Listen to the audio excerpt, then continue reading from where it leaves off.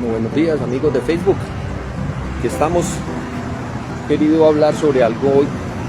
Me ha llamado la atención hace días. Y es el paralelo que pude encontrar estudiando la Biblia entre el Salmo 45.1 y el Salmo 23. El Salmo 23 todos lo conocemos. Es un salmo que mucha gente lo abre ahí a ver si espanta al Chucky que hay en la casa. Mentira, es un chiste. Pero mucha gente lo abre pensando que con eso ya hay espiritualidad en la casa. Y uno se encuentra unas Biblias por ahí en unas casas, como en unos atriles empolvadas, en el Salmo 23 o en el Salmo 90, 91, y ya. Y entonces, hermanos, hay que metérselas en el corazón. Ahora, ese salmo siempre dice que algo muy bonito: el Señor es mi pastor. David decía: el Señor es mi pastor. ¿Cuál es el análisis? Es que si el Señor es mi pastor, entonces yo debería ser como una ovejita, mansito.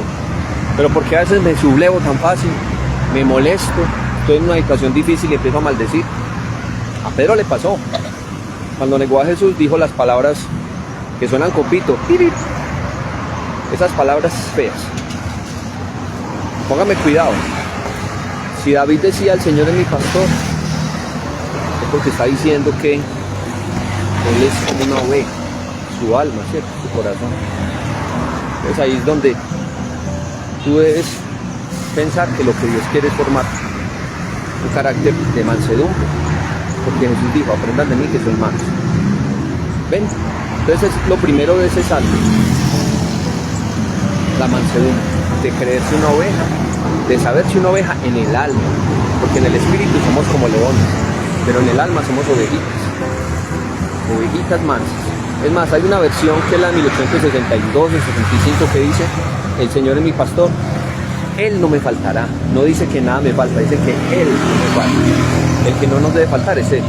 Así nos falte todo, que Él nos falte. Bueno, entonces, igual si nos falta algo, Dios nos lo da. Hay que buscarlo a Él, porque Él nos da todo. Con Jesús nos da todas las cosas. Entonces ese salmo ahí empieza así, y después empieza a describir que Él me lleva a pastos delicados, me conduce junto a aguas de reposo, me pastorea. Es muy bonito, porque como oveja, entonces ya si soy mansito, una ovejita, y Él no me falta, entonces ya me dejo llevar a este pastico y a este río, ¿cierto? Pero entonces ya todo está muy bonito, pero entonces ya empieza lo bueno, y es que dice: aunque ande en valle de sombra de muerte, no temeré mal alguno, porque tú estarás conmigo. Si tú lees bien la versión de 1960 de la Reina Valera, él empieza hablando de él y termina hablando de tú, pero cuando está en el valle de sombra, ¿ves? Mientras analiza la ovejita muy linda que come en el pasto, que le dan agüita, eso se ve muy bonito, pero cuando yo estoy en la oscuridad y en la sombra, me parece que la muerte me acecha, en la enfermedad, en el problema, en la deuda, en el conflicto, entonces ahí sí lo conozco como tú no me faltarás. ¿Ves? Entonces David cambia su discurso y dice: tú no me faltarás. Eso es el versículo 3 o 4. Tú no me faltarás. Porque entonces ahí sí le dice: tu vara y tu callado. O sea, ya empieza un proceso de formación en ese desierto. Y después de eso se pone mejor. Porque dice: entonces ahora sí, tú pones una mesa donde toda la gente que no me ha querido, y ahí me pones un aceite en la cabeza, y ahí me das una autoridad, y ahí mi copa está rebosando. David vivió eso porque él, frente a sus hermanos que no lo querían, él era un muchachito, estaba cuidando las ovejas, y cuando Samuel vino a ungir el rey en esa casa, todos parecían el rey, pero el que no parecía, el joven hermoso de 13, 14 años, bonito, inocente, por ahí cuidando 10 ovejitas en el desierto, ese era. Y se burlaban de él y se siguieron burlando de él, pero él se sentó en esa mesa y ahí lo ungieron como rey, y todos se dieron cuenta. Y cuando llegó a la batalla contra David, él ya estaba ungido y pudo, contra Goliat, él estaba ungido y ya pudo pelear con Goliat.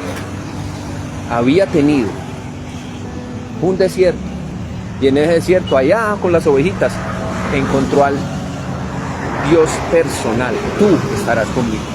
Léase el Salmo 23 y me entiende. Esto tiene que despertar la curiosidad, hermano. Y después empieza a rematar el salmo y dice: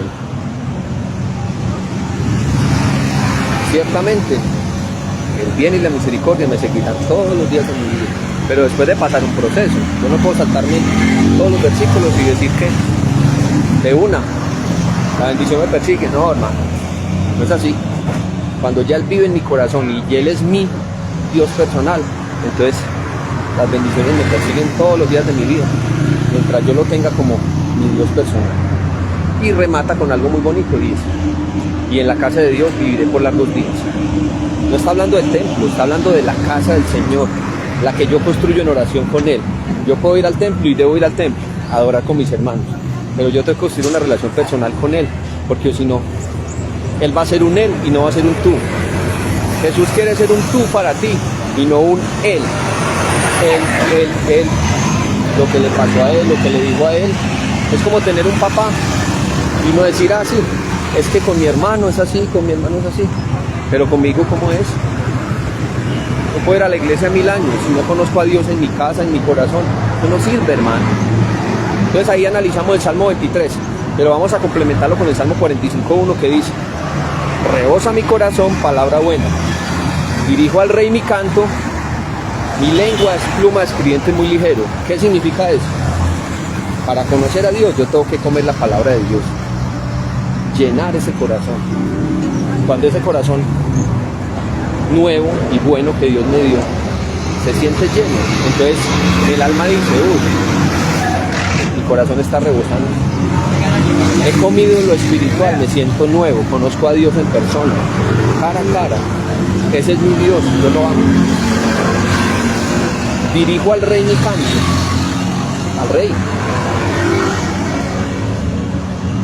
Puedo ver a Jesús como Rey. Mucha gente se monta por allá, toca la guitarra, dice un montón de palabras bonitas y no conoce a Dios. Pero cuando yo como la palabra todos los días, cuando yo la pruebo y sé que es buena, sé que la palabra me representa a Dios ahí en mi corazón y me alimenta mi espíritu. ¿Sabes qué pasa? Mi corazón es como una oveja y mi espíritu es como un león, manso en mi alma, pero en mi espíritu fuerte. Y era Jesús lo que decía. ¿Quieres conocer a Jesús? Conoce la palabra, porque Jesús está en la palabra. Él es el verbo. Y entonces Él decía: aprendan de mí, que soy apóstol, que soy manso, y hallarán descanso para su alma. Serán ovejas como yo. Porque cuando lo llevaron, dice Isaías 53, cayó. No como oveja, sino como cordero.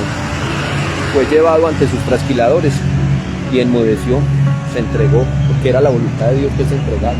A veces están en situaciones duras tú, y lo único que puedes hacer es callar, dejar que Dios te defienda.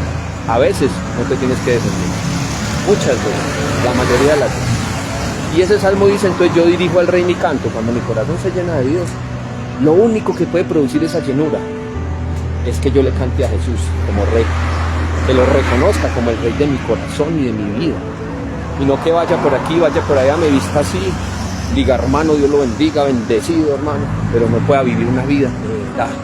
O vaya a una iglesia de X, Y o Z y al otro día salga a emborracharme, a acostarme con todo el mundo, a hacer locuras. O sea, hermano, la vida con Dios es una vida. Y ese Salmo 45:1 termina diciendo: mi lengua es pluma de escribiente muy ligero. ¿Qué está diciendo? Que mis palabras cambian y yo empiezo a hablar las palabras de Dios y acelera mi vida. Porque es que cuando declaramos cosas malas sobre nosotros, y no vamos a hacer de la declaración una doctrina, porque eso no es así, lo mejor que podemos hacer es profetizar la palabra, declararla, pero con un corazón lleno, como dice el Salmo 45:1, con un corazón lleno de Dios, que está viendo a Jesús y le canta. Ahí sí puedo yo hablar. Pero cuando empiezo a hablar y ni siquiera leo la palabra en mi casa, cuando empiezo a declarar y ni siquiera reconozco a Jesús como Rey, ¿eso de qué me sirve? Dígame pues. Y hay un paralelo ahí entre el Salmo 45:1 y el Salmo 23 completo, y es que ahí somos ovejas, y es que ahí nos le rendimos al Señor. Hacemos lo que hacía Marta y María. Marta estaba afanada, pero María escogió la mejor parte. Nos sentamos a escuchar al maestro. No, lo que pasa es que yo me siento a escuchar es al pastor de la iglesia, o al sacerdote, al cura, al líder, al coaching. Hermano, bien por él, bien por ti, pero tú tienes que rendirle cuentas por tu alma y por tu vida a Jesús. Tú te tienes que sentar con él a escuchar. No, pero es que Dios no habla sino por el líder. No. Dios es un Dios personal y Él te va a hablar. Yo te digo mi secreto, yo me siento en la mesa, pongo una silla vacía, abro mi Biblia, mi cuaderno, si me toca pongo una adoración, para que alguien me ayude ahí a calentar motores. Le digo, listo Señor, aquí estoy. Si tú fuiste capaz de bajarte de tu trono, venir a este basurero que es la tierra, comparada con eso, y no solamente eso, sino servirle a los hombres, que no tenías por qué servirle, y morirte en una cruz, ¿cómo no te vas a sentar conmigo a charlar? Pues no tiene, esa es la lógica. Es obvio que sí, pero si tú no lo puedes ver así, es un problema. ¿Sí me entiendes? Ahí tenemos un problema, porque entonces no has entendido quién es Jesús. Vea, lo más loco que hay es que Dios se haya hecho hombre por mí.